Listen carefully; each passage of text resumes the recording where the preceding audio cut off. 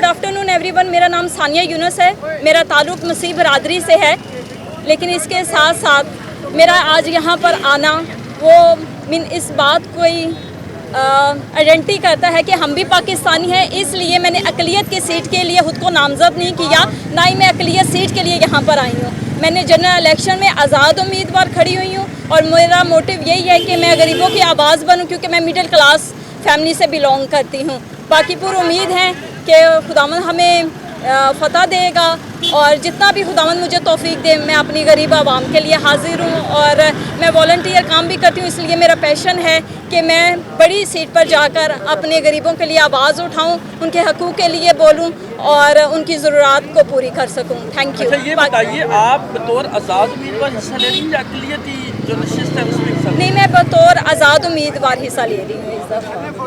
जी, NA 47 Islamabad से।